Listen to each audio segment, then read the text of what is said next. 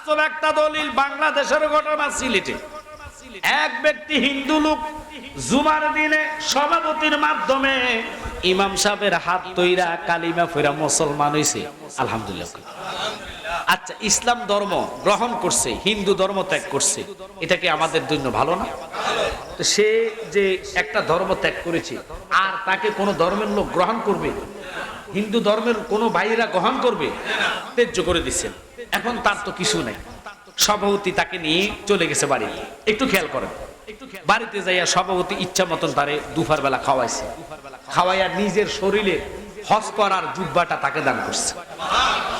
তো ভাইরে, তুই তো একজন মুসলমান হইছ, কালিমা পড়ছ, এই জুব্বাটা তোর দান করছে আল্লাহ, এটার উসিলে আমার বেড়া পার করে। সুবহানাল্লাহ।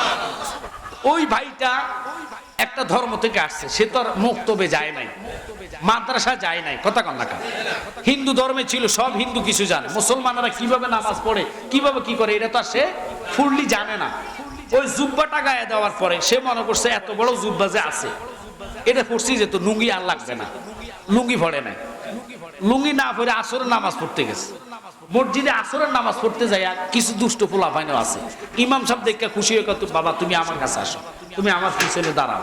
দাঁড়াইছে, দাঁড়ানোর পরে ছোট পোলা পাইনো আসরের টাইম তো মসজিদে গেছে, এই লোকের দেখার জন্য, এত বড় একটা লোক মুসলমান হয়েছে তারা দেখার জন্য পিছনে দাঁড়াইছে, তাকবীরে তাহলিমা বলে নিয়ত বাঁধছে, কেরাত সূরা দিয়ে নামাজের রুকুতে গেছে, রুকু থেকে সামি আল্লাহু লিমান বলে দাঁড়াইয়া সোজা সেজদা গেছে। সেজদা যাওয়ার পরে ওই বেচারা তো জুব্বা পড়ছে বড়, লেকিন লুঙ্গি পড়ে নাই।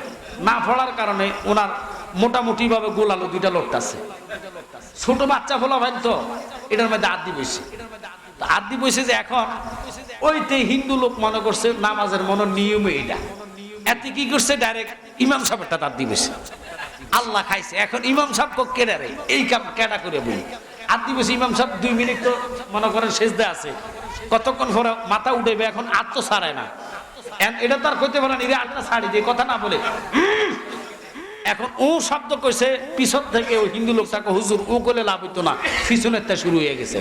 তো এতে যে মুসলমান, আমার মনে হয় মুজাফফির বিন মুয়াশিন ঠিক তার মতন মুসলমান, কথা বলে ঠিক কিনা? কারণ তারা কয় ঈদ মুবারক বলা শিরক, জানাজার দোয়া করা শিরক, ঈদের পরে কোলাকুলি করা শিরক, নাউজুবিল্লাহ কোন না।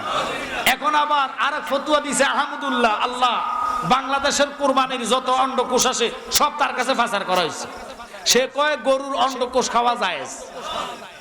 তা আপনারা কোন বাদ রাখবি কি? এরা হলো ইহুদিদের দালাল, কথা কন ঠিক কি না? ওই খাতুনে জান্নাত ফাতেমাতুজ জোহরা রাসূলের কদমে পড়ে কেঁদে দিলেন।